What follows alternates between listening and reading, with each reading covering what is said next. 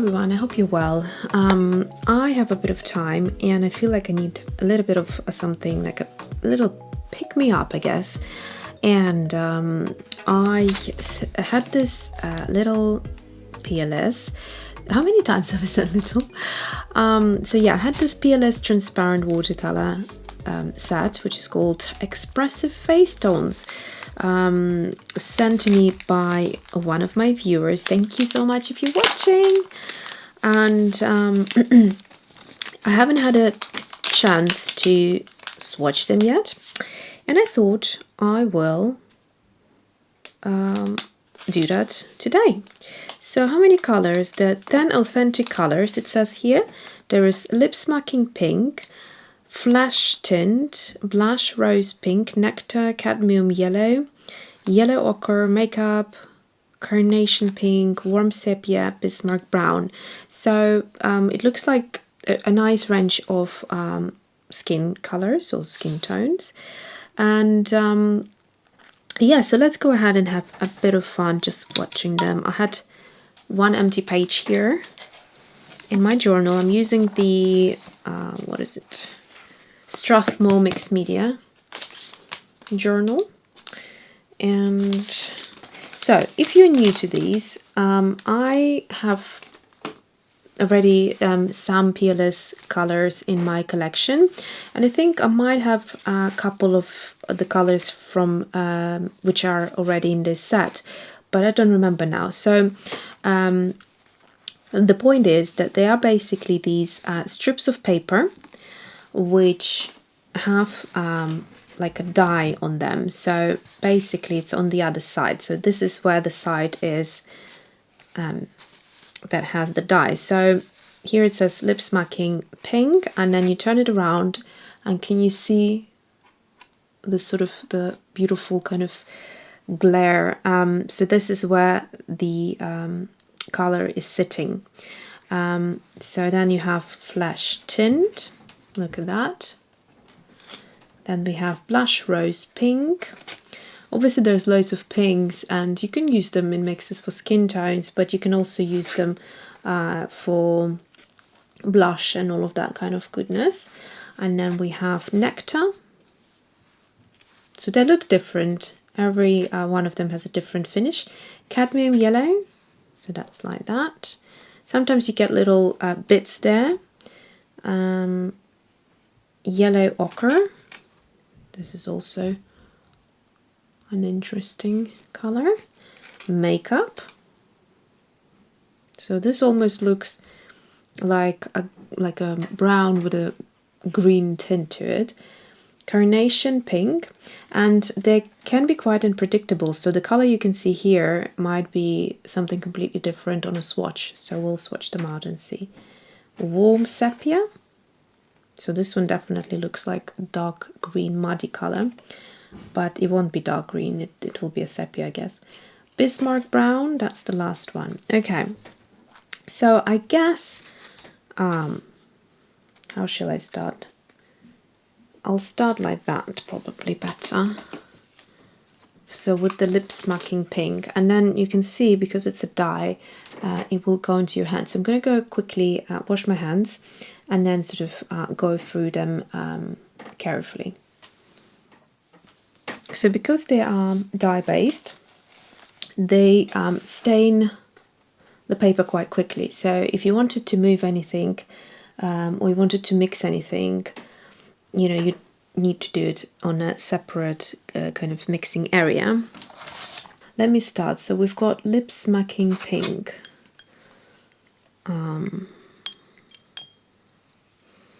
So all you do is basically pick up some of the pigment. It is quite strong, you can see. And there you go. So that's, I'll just show you an example of the strength of it. So you can get lighter colors, like so. But if I wanted to go in and say, for instance, blend this corner,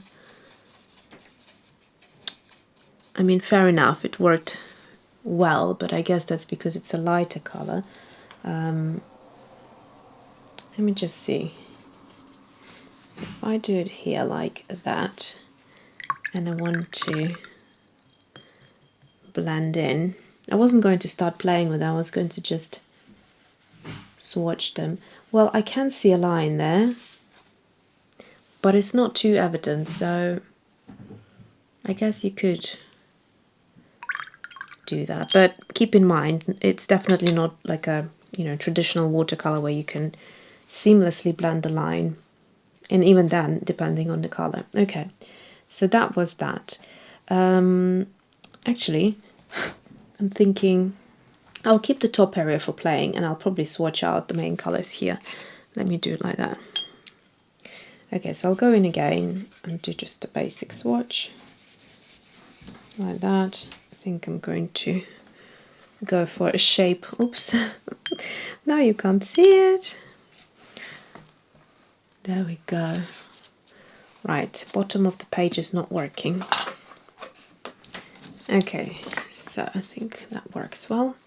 The other thing is, because they're wet, it's a bit difficult to handle them, as, you know, they might stick to one another. So you just need to adjust. The best thing to do is to create a little palette. Let me show you quickly. Okay, so palette. I have done 2 palettes I'm trying to find. So there you go. So there's my volume 1, and it looks like that. So I cut just little sort of strips of it, and then put like a transparent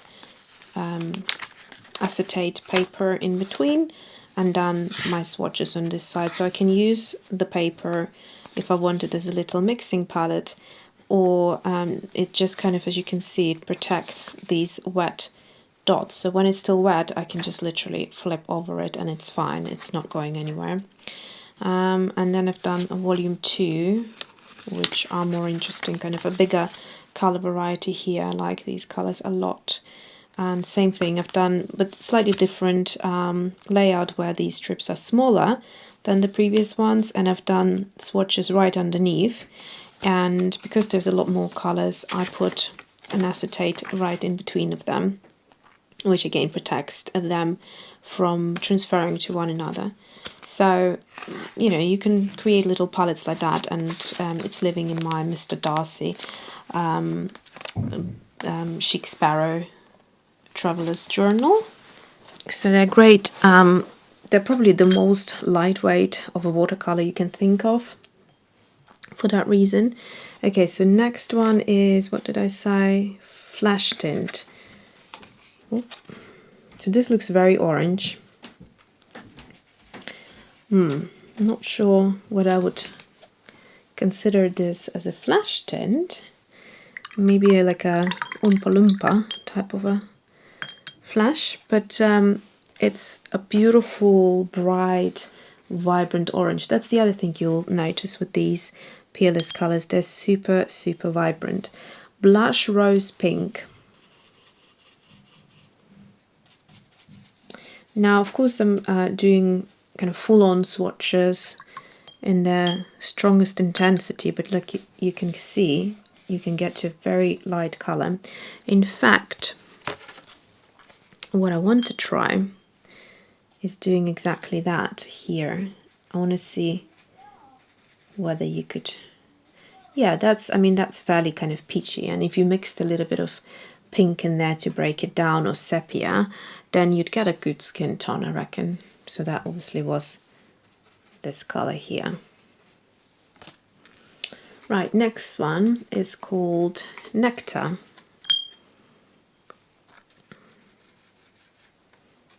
Oh wow, that's beautiful. Look at that. Super vibrant. It's like, actually this reminds me very much of the Pyrrole, or Pearlin was it? Maroon? I'll put it here in the down below, the Daniel Smith color that I recently added to my collection. Cadmium Yellow.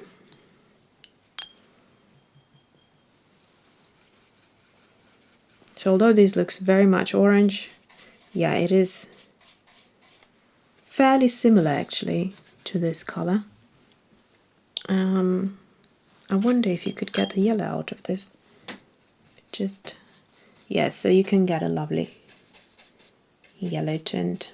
So this one you can see is more of a peach. This one goes into yellow once you start to water it out.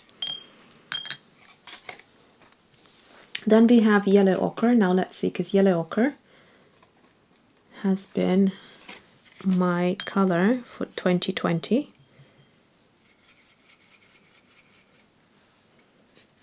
Oh yeah, now that's a gorgeous yellow ochre. It's got lovely, how shall I say, like a muted, beautiful tone, and then it goes into a lovely yellow actually when watered out. So it's like a mustardy yellow. Okay, next one, makeup. Let's see, I don't know what to expect here. Okay, so that's gorgeous. Actually, as far as browns come, this is a beautiful brown. Now I want to see what happens with this brown if we water it out a bit. Okay, so that's a good skin tone. And actually, if you really water it out, it's a lovely Caucasian skin tone as well, just straight up without needing to mix any skin tones. It's a lovely color here. If you're looking for Caucasian skin colors, and then I think you could get like lovely sort of contour colors, and then if you want to take it to dark skin tone, at its darkest, it's also very beautiful. It's got a warm kind of underlight or undercolor to it. So Carnation Pink. So Carnation Pink. Okay, so that would be like alizarin crimson in Daniel Smith.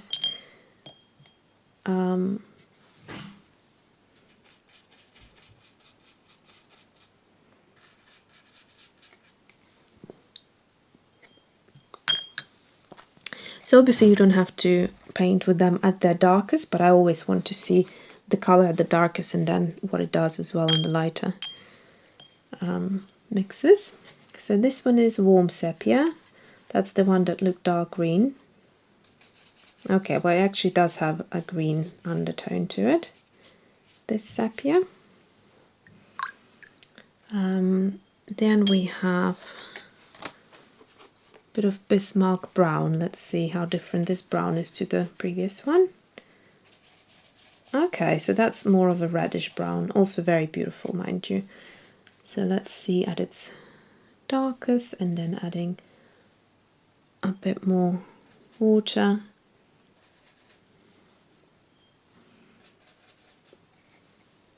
Okay, so it goes into beautiful pinky peach. I do like this color. Okay, that's great. Now, what I want to do is see if I can mix something. So I want to try this Warm Sepia that has green to it. So, and then what would happen if I would add a touch of the, what was that? Carnation Pink. So let's see the color we could get. So it neutralizes it actually into this color, into that color exactly. That's quite interesting, isn't it? Yeah. Okay, so that's quite pretty. And then let me try a bit of yellow maybe. I'll go into the same pink that I just did. And I want to add some yellow into it. So maybe let me try with the yellow ochre. That's a nice color. Yeah, that's quite pretty. Okay, so now I just want to do like a, just wet the paper a little and then put the color into it and see what happens. So I'm gonna go into this beautiful Bismarck Brown just to see how strong it is. So you can see it's like super strong. Obviously there's too much water there, but when you touch it you can see that the spurs is quite strong, so it moves nicely. And then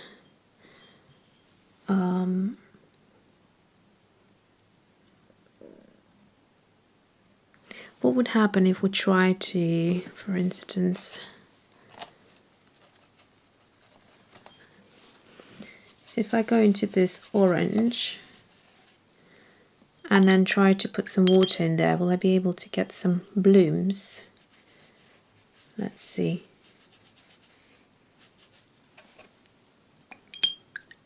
We'll see that when it dries better. I want to see what happens if I mix the brown with the first pink, because it was so strong. Okay, so that lip smacking pink,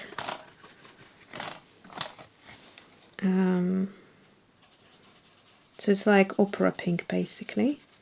And then I would go into this brown again, Bismarck Brown, and see what happens here. Oh gosh, that's beautiful. Look at that.